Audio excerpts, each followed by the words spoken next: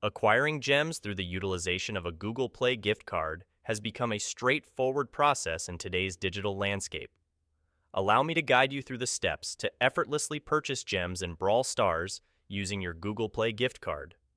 Firstly, it is imperative to redeem the gift card within your Google Play account.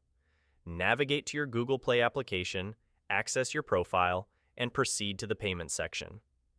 Within this section, locate the Redeem Code option, enabling you to easily input and redeem the code.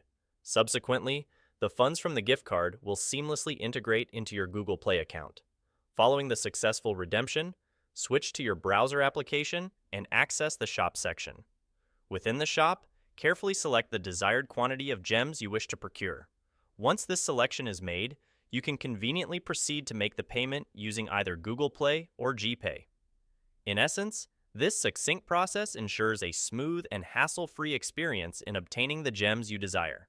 I trust this detailed walkthrough proves beneficial in assisting you with the process.